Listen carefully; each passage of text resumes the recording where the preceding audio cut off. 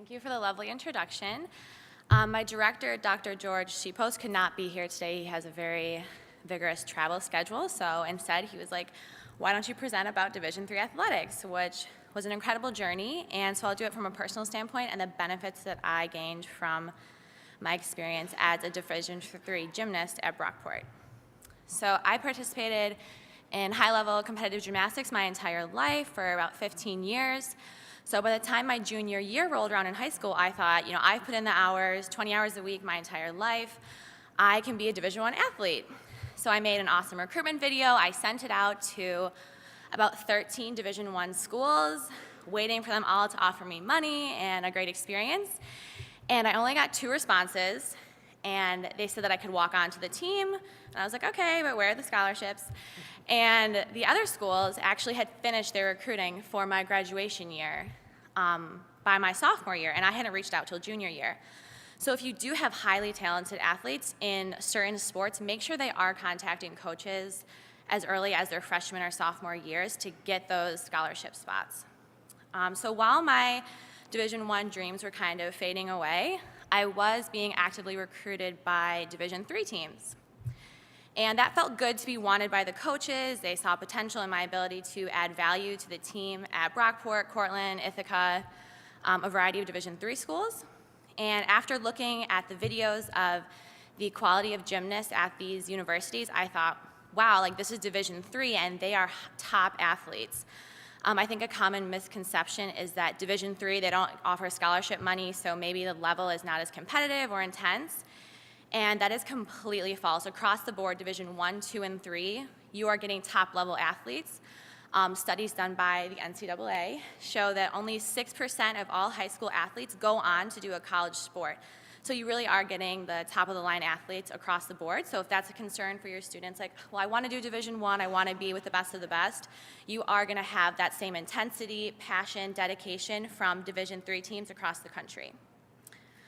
And also excellent facilities. The Brockport Gymnastics Gym still is better than many Division I gyms I saw. We have a beautiful hockey arena. We have an indoor field house for our track and field team. They're very grateful for. We hold state competitions there constantly. So you're getting, top-level athletes, competition, and excellent facilities at Division III level as well. So that was a great benefit. The largest benefit that I received from being a Division III athlete was being able to have a well-rounded college experience. I studied abroad twice. I was able to hold office in a variety of clubs on campus. Even take advantage of, through the modern language department, I went to Montreal, and through the business department, I got to do networking experiences in New York City, and for some of these things, I had to skip practice. And that was okay because truly Division III sports, it emphasizes the scholar and scholar athlete, I think, to a greater level than Division I or Division II.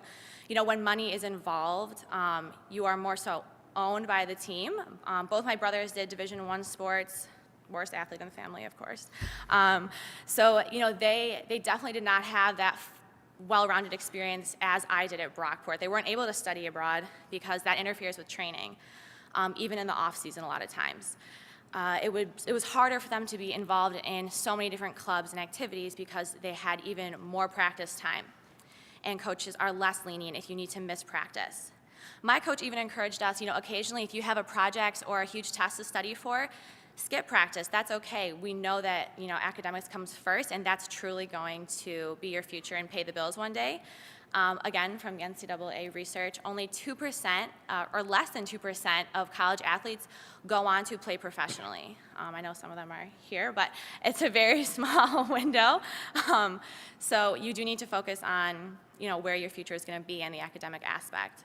And Division III sports and coaches truly understand that. I actually had one of my teammates, Steph, she was a Division II athlete. She had half of her tuition paid for at, I think it was, I won't say the university, I guess, in case anyone knows, but she ended up coming to Brockport because she didn't have a good relationship with her coach. She wasn't participating, she wasn't playing as much, and she really wanted to be competing and out there. A lot of times, party's over after 4 years for many college athletes, so you want to get that playing time. If I would have walked on to one of those Division I teams that offered me a spot, Guaranteed I probably would not have competed one event during my 4 years. I would have been in the gym longer hours, and I would have had a less well-rounded experience. So Division III sports, I was able to have a fulfilling college experience and actually compete every meet, feeling like I added value to the team. So that's something else. You want to enjoy your 4 years of college athletics and actually play, of course. No one wants to sit on the bench.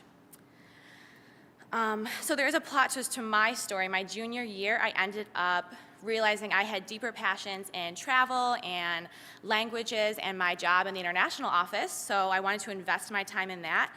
And I decided to quit gymnastics. And I was able to walk away from the sport, remaining best friends with my teammates. I still work with my coach today, actually, and I think that would have been a completely different situation at a Division I university, especially if I was that key player on the balance beam that they really needed to win a competition. You know, my teammates and coaches were happy that I found this passion that was going to enhance my future, which obviously in the position I'm in today, that was a smart move. So I was able to do that and keep all of my scholarship money because it all came from academics. So if I was a Division I athlete receiving a scholarship, unless you have a reasonable cause like an injury, a mental illness, something along those lines, you are going to lose your money if you just want to quit to go travel the world. So that was another benefit that I received from participating in Division III. So also less than 2% or about 2% of athletes receive a form of financial aid. So if your students are coming into your office thinking they're going to get full tuition, that may not end up being the case, of course, as you know. So why not do Division III where they can have higher success rates and, again, really focus on academics, which is going to ultimately be their future. And something at Brockport that could be an additional benefit for students is that you do not need an SAT or ACT score to receive even the highest form of scholarship that we offer. And for NCAA Division I and II, you do need to take your SAT and ACT. So maybe you have students who are more interested in sports, and the SAT and ACT can be a big stressor in students' lives. So that's something that they do not have to worry about at the Division III level. Or registering with the NCAA and paying that. It's a small fee, but that's still something that's not necessary for Division III athletes. So yeah, I hope that this kind of gave you some insight into maybe the journey that your students could be going through as they, they've worked their whole lives and love their sport. But do encourage them that Division III still has that high competition, and there are, an immense amount of benefits to participating at that level. So, thank you.